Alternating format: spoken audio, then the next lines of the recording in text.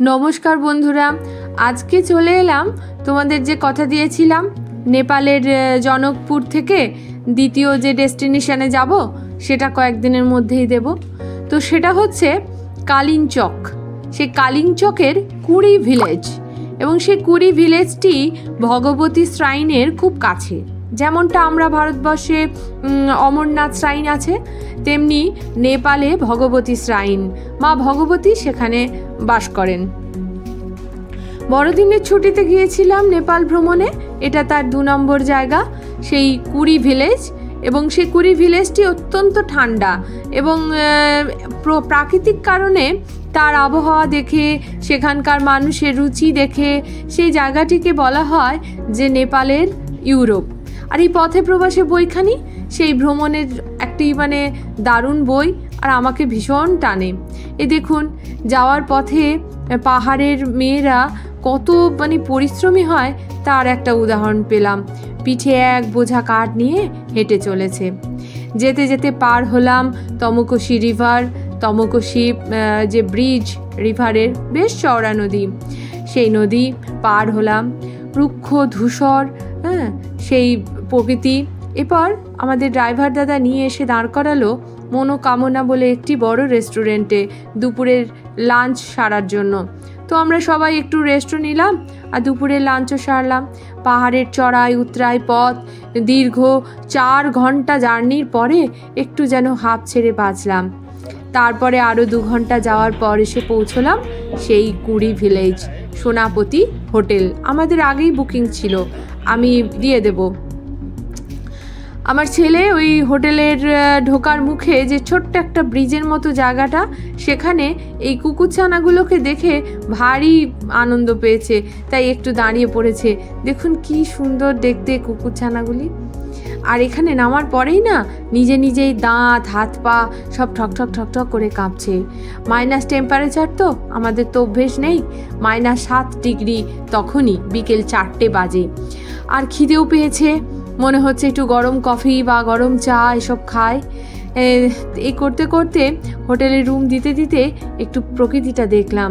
কি সুন্দর চারিদিক ছড়ানো ছিটানো, ঘরগুলি যেন সেই ছবির মতো করে এঁকেছে এরকম।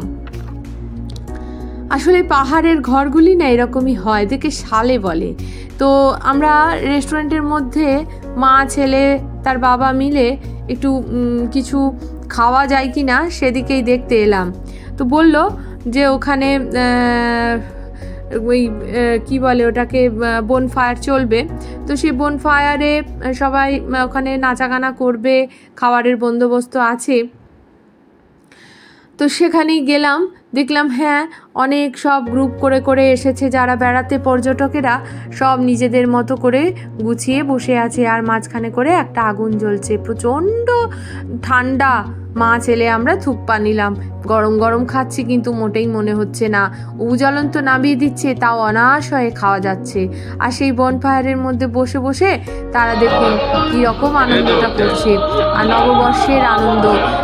আসলে 31 ডিসেম্বর পরের দিনই কিন্তু 1 জানুয়ারি 2023। সেই আনন্দে মামা ভাগ্নে, তার বাবাও দেখি তাদের দেখা দেখি একটু পরে নাচা গানা শুরু করে দিয়েছে। আরও সব যারা এসেছে, নারী পুরুষ কেউ বাদ নেই, সবাই নাচা গানা করছে, খাওয়া দাওয়া করছে। বর্ষকে বরণ করার ফুর্তি আর কি, এটা ফুর্তি উৎসব। তো সেই উৎসবে সকলেই মেতে উঠেছে। দেখুন ঋষভ ব্যানার্জিও নাচা গানায় মত্ত হয়ে গেছে। আসলে এত জার্নি করেছে, এত পরিশ্রম করেছে, আর এত দিন ধরে পরিকল্পনা করেছে বেচারা, তাই আজকে ভীষণ আনন্দ। সেই জায়গাটিতে পৌঁছতেও পেরেছে নববর্ষের প্রাক্কালে।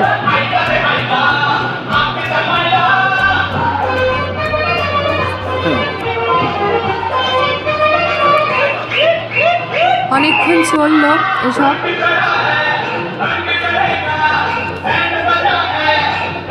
সন্ধ্যেটা খুব সুন্দর কাটলো। 31 সন্ধ্যে নেপালের কালিঞ্চকে ভগবতী শ্রাইনের কাছে পৌঁছে গেছি। পরের দিন সকালেই সেখানে অবশ্যই আমরা যাব।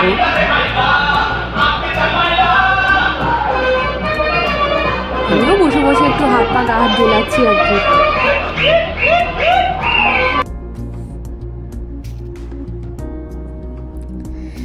আমার আবার একটু বাসনের ঝোঁক আছে, তাই ওইখানে রেস্টুরেন্টে কিছু বাসন দেখে তাদের থেকে একটু জেনে নিলাম যে কোন মার্কেটে গেলে এটা পাওয়া যাবে। সেই সঙ্গে ডিনারের আয়োজনও হয়ে গেছে, তাই আমার মা বাবাকে আগেই খাইয়ে পাঠিয়ে দিলাম। তারপরে আমরা সব খাওয়া দাওয়া করে ফিরে যাব রুমে।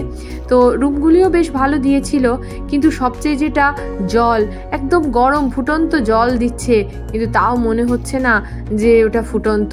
আর এমনি ট্যাঙ্কের জল তো বরফ হয়ে গিয়েছে, কলের মুখ বন্ধ হয়ে গেছে, সে মানে ভয়ানক। আমরা তো এরকম অভ্যস্ত নয়। পরের দিন সকালে 1 কিলোমিটার মতো প্রায় হেঁটে আমরা রোপওয়ের জন্য লাইন দিলাম। সেই রোপওয়ের লাইন দেওয়ার সময় ওদিকে একটা বসার জায়গায় এনারা দেখছি দুজনে বসে বসে অনেকগুলি ছবি তুলে নিয়েছেন নাতির সঙ্গে। আর তারপরে রোপওয়ে থেকে নেবে আবার অনেকটা পথ হাঁটা, সেই চড়াই হাঁটা, তারপরে আবার 550 থেকে 700 মতো সিঁড়ি, সেটা সিঁড়ি করা আছে ধাপে ধাপে, সেই সিঁড়ি বেয়ে উঠতে হয়।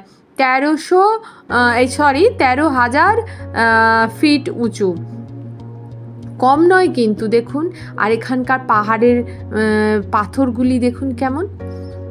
এসে গেছি প্রায়, এই ঢোকার মুখেই গণেশের পাথরের মূর্তি, সেখানেই সব ছবি টবি তোলা হলো।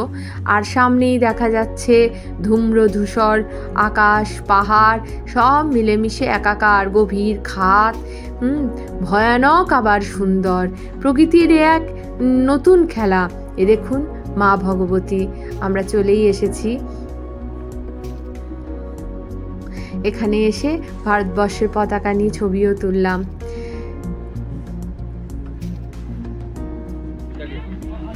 এই দেখুন, এই হচ্ছে ভগবতী শ্রাইন।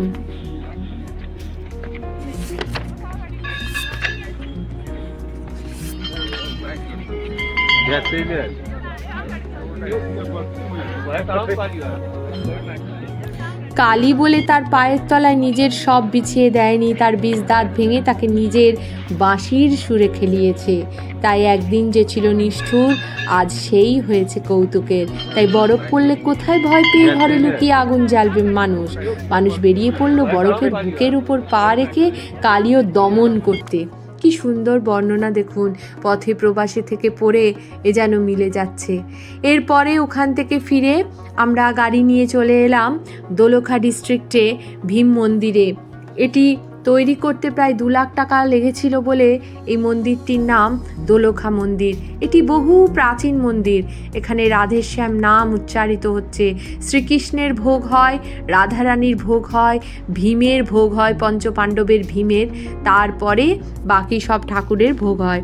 এ দেখুন, এখানে বাইরে একটি শ্রীকৃষ্ণের মূর্তি, আর গর্ভগৃহের ছবি তুলতে দেয়নি, তাই তুলে আপনাদের দেখাতে পারলাম না।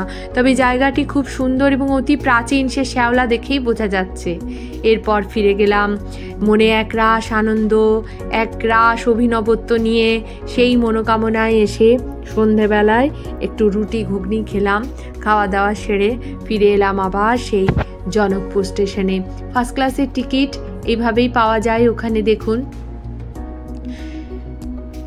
এই সেই জনকপুর ধাম স্টেশন। এখানে আসবে যে ট্রেনটি, সেটি ভারত সরকার আর নেপাল সরকার দুজনের যৌথ উদ্যোগে এই ট্রেনটিকে চালনা করা হয়। তো এই ট্রেনটি 7-8টি স্টেশন পরেই চলে যাবে ইন্ডিয়ায়, ভারতবর্ষে। তো সেখান থেকে নিয়ে এলাম সেই হোটেলে দেখা সেই বাটিগুলি, খুর লাগানো, দেখুন লেখা আছে হ্যান্ডমেড ইন নেপাল। তো এইভাবেই স্মৃতিচিহ্নকে নিয়ে বাড়ি ফিরে এলাম, অনেক স্মৃতি নিয়ে, অনেক ভালোবাসা নিয়ে। আজ এ পর্যন্তই। তোমরা ভালো থেকো, আবার